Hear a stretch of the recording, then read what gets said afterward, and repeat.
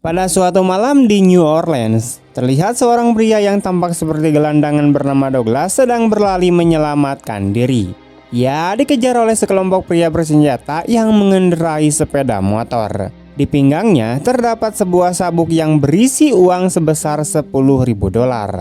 Sebelumnya, ia telah diberitahu bahwa ia harus berhasil mencapai sisi lain kota untuk mendapatkan uang tersebut sekaligus menyelamatkan nyawanya. Kelompok yang memburunya dipimpin oleh seorang pemburu bernama Emil Pusion. Pada saat itu, ia ditemani oleh tangan kanannya, seorang tentara bayaran bernama Penclip, serta seorang pengusaha bernama Mr. Lupaki yang merupakan klien Emil dan telah membayar sebesar $500.000 demi mendapatkan kesempatan untuk berburu manusia.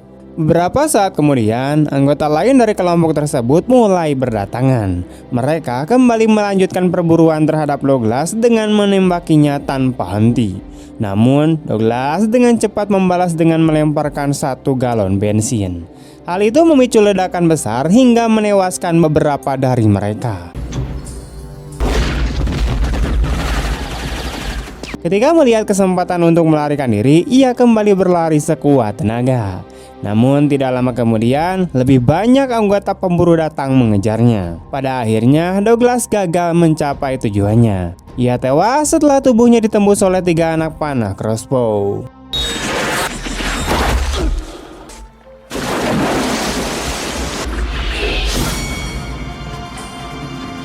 Setelah itu, Penclip mengambil sabuk berisi uang tersebut, di mana Emil pun berkata kepada kliennya apakah ia merasa puas. Was it worth it? Every nickel. Good. Keesokan paginya di tempat yang sama, datang seorang wanita cantik bernama Natasha. Ia langsung menuju sebuah apartemen. Di sana terungkap bahwa ia sedang mencari ayahnya yang sudah lama tidak ia temui.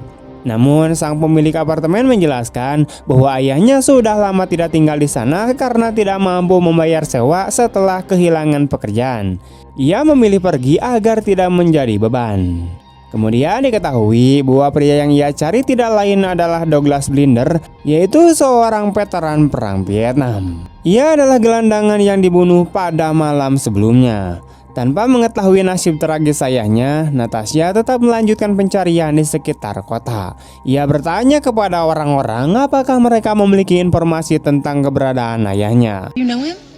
Well, he comes here sometimes. Nice guy too. Do you happen to know where he lives? I'm afraid your daddy. Well, he was like the rest of us, out of doors, you know. Tidak lama kemudian, Natasha pergi ke sebuah restoran untuk menggunakan telepon. Di sana ia mengeluarkan banyak uang untuk ditukar menjadi koin. Hal itu secara tidak sengaja menarik perhatian seorang pria bernama Chance yang sedang makan di tempat itu. Beberapa saat setelahnya, Natasha keluar dari restoran. Ia tidak menyadari bahwa ia telah diawasi oleh beberapa gangster yang juga berada di dalam. Dengan cepat mereka merampas tas Natasha yang berisi uangnya. Hello, pretty lady. I got a little extra, huh? We'll take it. You having fun? Mereka bahkan berniat untuk memperkaosnya saat itu juga di tengah keramaian umum. Namun beruntungnya Chance datang tepat waktu, di mana ia langsung menghentikan perbuatan para gangster laknat itu. Ia menyuruh Natasha untuk segera masuk ke mobilnya. Para preman itu mengancamnya agar tidak ikut campur dan pergi jika tidak ingin celaka. Meskipun mereka menertawakannya dan meremehkannya, Chance dengan cepat menjatuhkan beberapa dari mereka menggunakan pukulan dan Why don't tendangan. you do yourself a favor, boy? I said get lost. Now take your big stick and your boyfriend and find a bus to catch.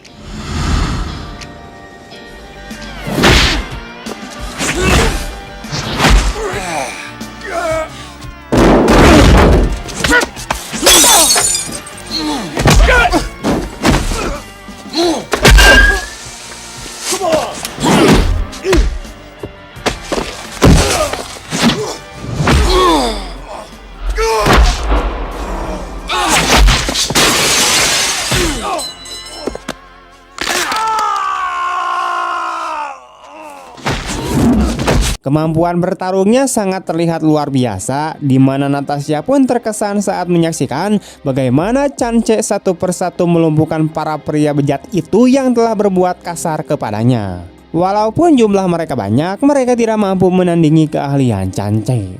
Setelah beberapa saat perkelahian, akhirnya para pria itu pun kalah. Mereka tidak punya pilihan lain selain mengembalikan tas Natasha. Sebelum pergi, Chance memperingatkan Natasha agar lebih berhati-hati.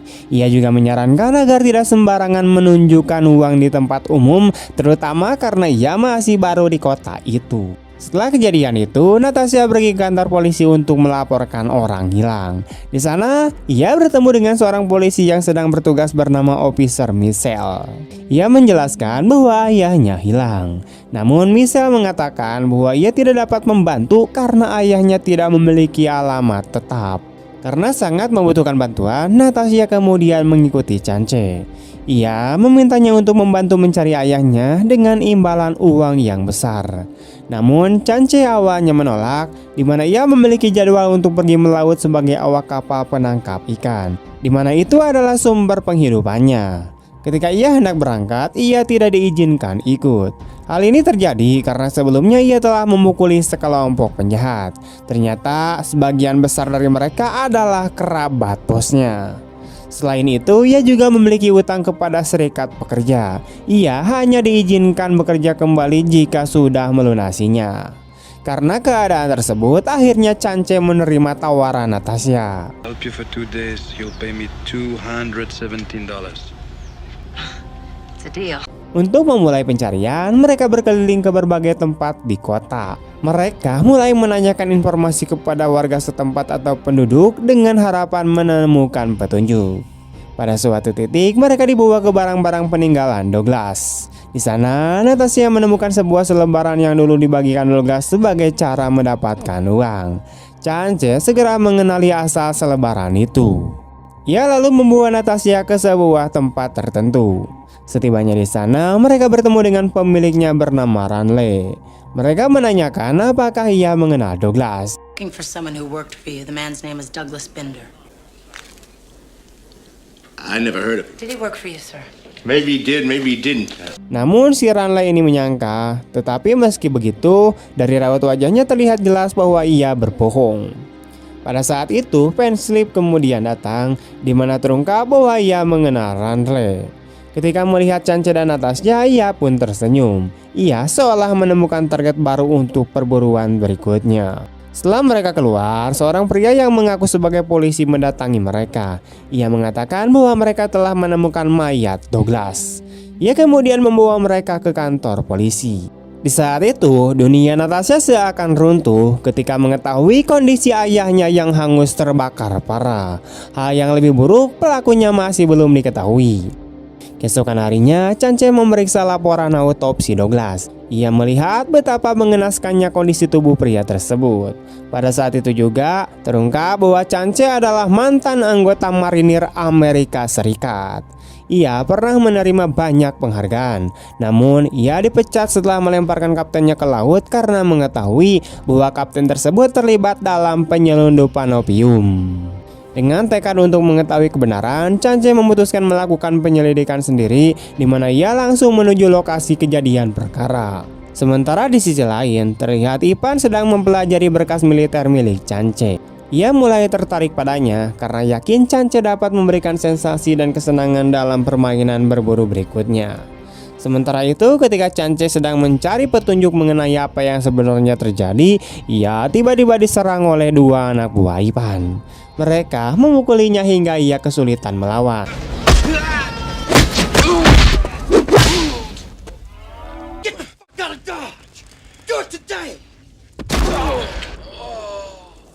Mereka mengancamnya agar tidak ikut campur. Mereka juga menyuruhnya mengatakan kepada Natasha untuk meninggalkan kota jika tidak ingin ikut terlibat. Tidak lama kemudian, Chance dibawa ke kantor polisi tempat Natasha menunggunya. Ia segera melaporkan kejadian tersebut kepada Officer Michelle. Ia menyatakan keyakinannya bahwa Douglas tidak mati karena terbakar. Berdasarkan dog tag yang ia temukan, Chance percaya bahwa Douglas dihabisi menggunakan benda tajam. Melihat hal tersebut, Mitchell mulai bertanya-tanya apa motif pembunuhan terhadap seorang gelandangan. Ia kemudian memerintahkan autopsi ulang terhadap jasad tersebut. Di sisi lain, terlihat Ivan dan Penclip sedang bertemu dengan klien-klien baru. Mereka dengan bangga menjelaskan bahwa mereka hanya memburu para veteran perang. Para target tersebut bergabung secara sukarela. Oleh karena itu, para klien tidak perlu merasa khawatir. Yang perlu mereka lakukan hanyalah membayar $500,000 dan untuk urusan senjata yang akan digunakan, semuanya menjadi tanggung jawab mereka sendiri. Pada hari yang sama, Chance pergi ke sebuah bar pijat untuk menanyai Ranle tentang siapa yang mengirim 2 tentara bayaran yang telah memukulinya sehari sebelumnya. Ketika nyawanya diancam, Ranle tidak memiliki pilihan lain selain mengakui bahwa semua itu adalah perbuatan Penclips. Lalu Chance menegaskan bahwa ia akan mencari tahu siapa yang telah membunuh Douglas Blinder. Pada malam harinya, Ivan mengunjungi dokter yang melakukan autopsi dan memperingatkannya mengenai penyelidikan yang sedang dilakukan oleh Officer Mitchell. Ivan mencoba menanyakan apakah dokter tersebut bisa dibeli, namun dokter itu menolak dengan tegas. Tidak lama kemudian terdengar ketukan di pintu dan ketika dokter itu memeriksanya, ia langsung ditembak oleh Penclip dari luar hingga tewas. Rolling hills, castles. Keesokan paginya, Chance bersama Mitchell dan Natasha berencana untuk melanjutkan penyelidikan dengan mengunjungi Ranle. Namun pada saat yang sama, Ranle yang sudah merasa nyawanya berada dalam bahaya berniat untuk melarikan diri dan meninggalkan tempat itu. Sayangnya, Penclip lebih dulu menemukannya. Tanpa menunjukkan belas kasihan sedikit pun, ia menembak kepala Ranle hingga tewas seketika. You were gonna leave without saying goodbye?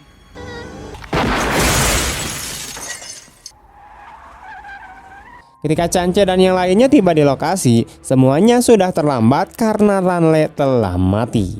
Natasha hampir saja berada dalam bahaya ketika mencoba keluar dari tempat tersebut, tetapi beruntung Officer Mitchell berhasil menyelamatkannya. Tak lama kemudian, pecahlah baku tembak sengit melawan kelompok bersenjata. Namun sayangnya, salah satu polisi yang bersama mereka tertembak oleh anak buah Penclip. Karena tidak memiliki pilihan lain, Chance mengambil senjata milik polisi tersebut dan melawan sendirian. Ia berhasil menewaskan beberapa dari mereka. Ia juga menggunakan mobil polisi sebagai perlindungan dari tembakan. Berbekal pengalamannya sebagai mantan marinir, ia mampu menjatuhkan lebih banyak musuh. Ketika melihat bala bantuan musuh mulai berdatangan, Chance dan Natasha segera melarikan diri menggunakan sepeda motor. Namun seberapa keras pun mereka mencoba kabur, para penjahat itu tetap berhasil mengejar mereka. Situasi semakin memburuk ketika motor yang mereka gunakan mengalami kerusakan. Dalam keadaan terdesak, Chance memutuskan untuk menghadapi mereka secara langsung. Dengan berani, ia menabrakkan motornya ke sebuah kendaraan hingga menyebabkan ledakan besar.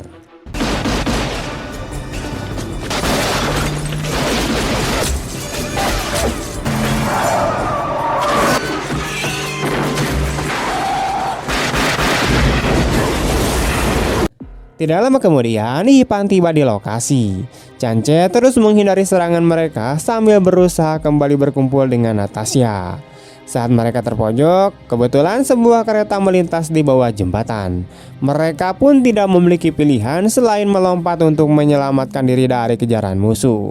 Meskipun demikian, kelompok tersebut tidak berhenti dan terus melacak mereka dengan mengikuti jejak yang ditinggalkan. Tak lama kemudian, para klien kaya yang telah membayar untuk permainan berburu ini juga mulai berdatangan. Ivan menjelaskan bahwa target mereka kali ini adalah Natasha dan Chance.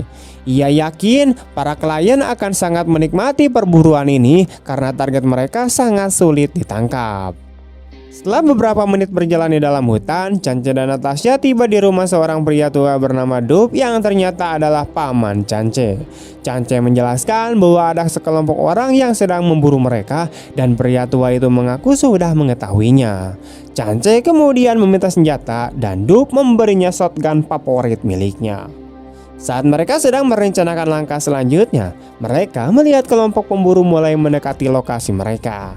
Tanpa ragu, para pemburu langsung memasuki rumah tersebut, namun mereka tidak menemukan siapapun di dalamnya. Tanpa mereka sadari, Chance telah menyiapkan jebakan untuk menyambut kedatangan mereka. Beberapa saat kemudian, sebuah ledakan besar terjadi dan langsung menewaskan beberapa dari mereka. Ketika para pemburu melihat target mereka melarikan diri menggunakan kuda, salah satu klien mencoba menembakkan bahan peledak ke arah mereka, namun tembakannya kemudian meleset. Dengan bantuan helikopter dan kemampuan pelacakan mereka, posisi Chance akhirnya kembali ditemukan. Mereka menyergapnya dan menghujaninya dengan peluru. Chance membalas tembakan dan berhasil menewaskan salah satu dari mereka. Karena banyaknya ledakan yang terjadi, ia tidak bisa lagi menggunakan kudanya. Ia pun berlari menuju sebuah pabrik yang telah ditinggalkan. Para pemburu mengira ia bersembunyi di sana karena ketakutan, namun mereka tidak menyadari bahwa semua itu adalah bagian dari rencana sang mantan marinir. Ipan akhirnya menyadari bahwa mereka telah masuk ke dalam jebakan, tetapi semuanya sudah terlambat. Chance melancarkan serangan bertubi-tubi yang langsung menewaskan beberapa anak buahnya. Dalam pertempuran itu, Chance terlihat seperti binatang buas. Ia menghabisi setiap musuh yang menghadangnya tanpa menunjukkan belas kasihan sedikit pun. You sons of... This is what you paid for! Get him!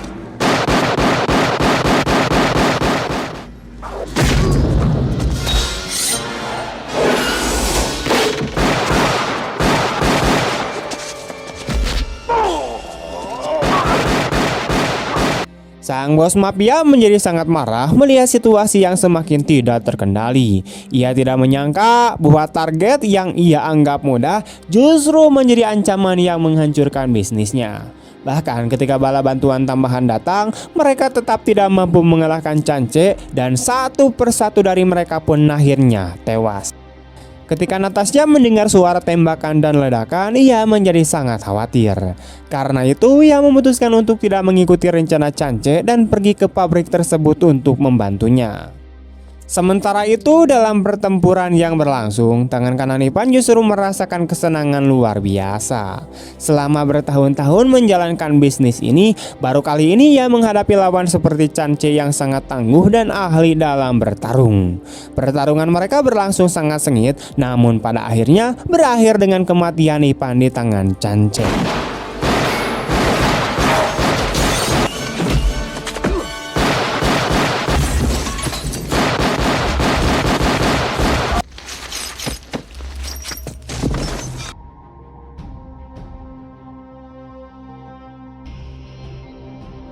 Seiring berlanjutnya pertarungan, seluruh anak buah Ipan dan para klien kayanya akhirnya tewas. Melihat itu, sang bos mafia menjadi gila dan menembakkan senjatanya secara membabi buta ke segala arah. Ia bersumpah bahwa setelah menghabisi Chance, ia akan menghabisi Natasha. Mendengar ancaman tersebut, Chance memutuskan untuk mengakhiri semuanya. Ia dengan cepat menjatuhkan sang bos mafia.